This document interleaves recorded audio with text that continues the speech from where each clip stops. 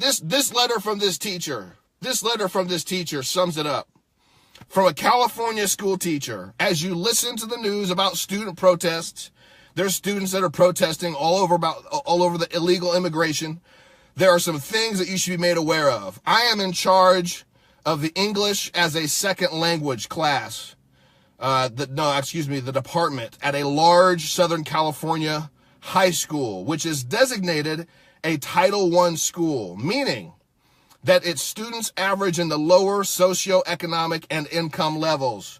Most of the schools you are hearing about are Southgate High, Bell Gardens, Huntington Park, etc., where their students are protesting. These are also Title I schools. Title I schools, get this. Title I schools are on a free breakfast and a free lunch program. When I say free breakfast, I'm not talking about a glass of milk and a roll, but a full breakfast and cereal bar with fruits and juices that would make the Marriott proud. You know, that strikes a chord right there, because there was a time in my life, I don't know if anybody else can attest to this, but there was a time in my life where I had to send my kids to school and they didn't have a full breakfast and they didn't have a full lunch. And yet I was still thankful to be in this country, and I was still thankful for the opportunity to make some change and cause some change. And thank God I'm not in that situation anymore, but they had a full breakfast, something that would make the Marriott proud. The waste of this food is monumental, with trays and trays of it being dumped into the trash, uneaten. Our tax dollars at work.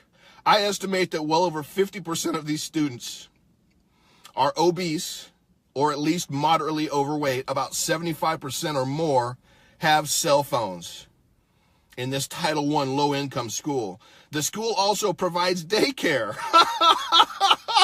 The school provides daycare centers for unwed teenage pregnant girls, some as young as 13, so they can attend class without the inconvenience of having to arrange for babysitters or having family watch their kids. Wow, where was that?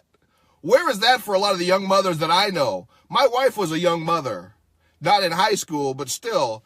Where is that at for anybody else to be able to have, any parents, to be able to have special daycares watch your kids for you for free so that you can go to school?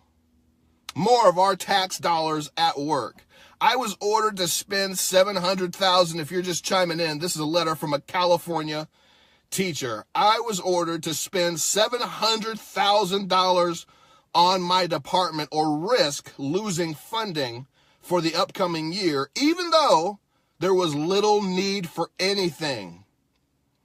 That's our Democrat politicians at work. My budget was already substantial, but I ended up buying new computers for the Computer Learning Center, half of which, 1 month later, were carved with graffiti by the appreciative students who obviously feel humbled and grateful to have a free education in America. More of our tax dollars at work. She says, I've had to intervene several times for young substitute teachers whose classes consist of many illegal immigrant students here in the country less than 3 months who raised so much hell for the female teachers, calling them whores, throwing things at them, that the teachers were in tears. Free medical care, free education, free food, free daycare, etc., etc., etc. Is it any wonder they feel entitled not only to be in this country, but also to demand rights, privileges, and entitlements? Amazing. She goes on to say this, to those who want to point out how much of these illegal immigrants contribute to our society, because maybe that's where, could that be where it's at really, that there are really Americans out there that just say, you know what, they so many illegals contribute to society so much Maybe because she points out, maybe it's because they have somebody that works for them, a gardener or a housekeeper, that they get to pay less. We all know, I've been to Southern California, we all know that you can go into a Home Depot and you can fill the back of your truck up with as many Mexicans, most of them are illegal, they can hardly speak English, and you can pay them $5 an hour. $5 an hour. So is this why people think that it could be possibly a good thing?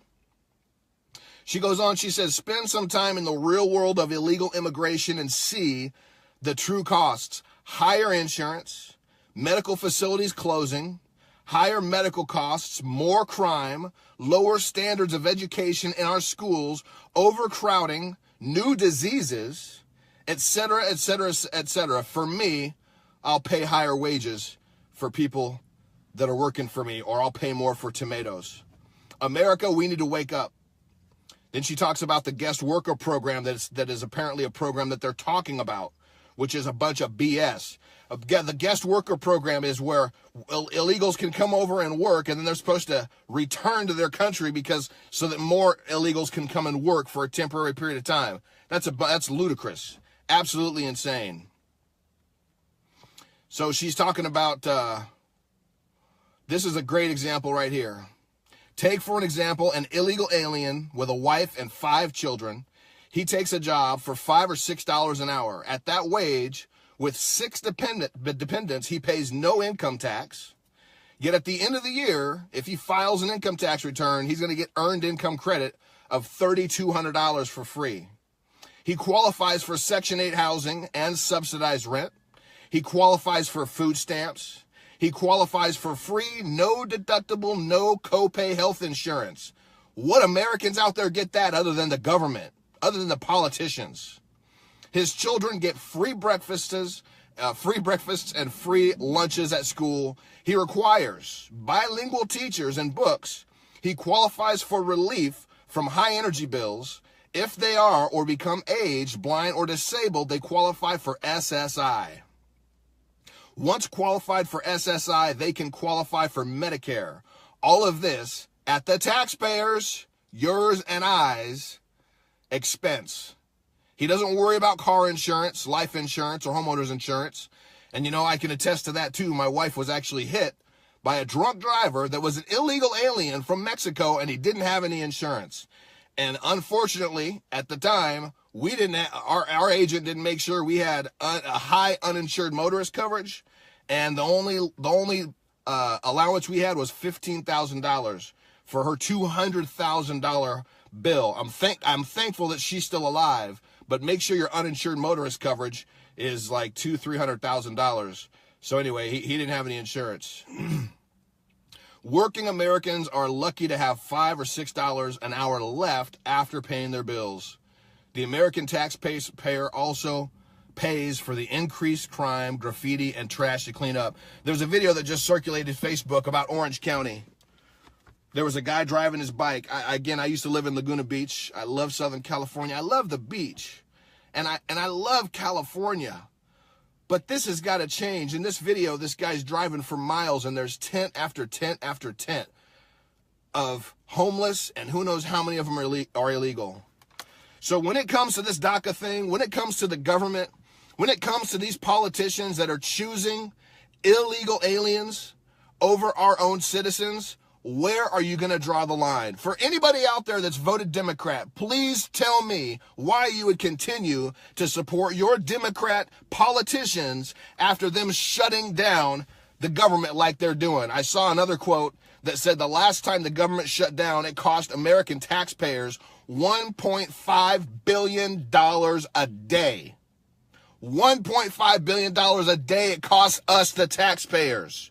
So Democrats, can you please tell me, is there any way, shape, or form, is there any reason whatsoever why you would continue to support a Democrat politician unless you are complicit in this behavior, in this train of thought, in these actions, and in their motives? And if you want to put other illegal aliens before us, why don't you move your asses to their country and get out of the United States? Let us be a sovereign nation that puts Americans first, period, end of discussion, or just get your own self out. David J. Harris Jr. here. Please like and share this if this resonates with you. God bless you.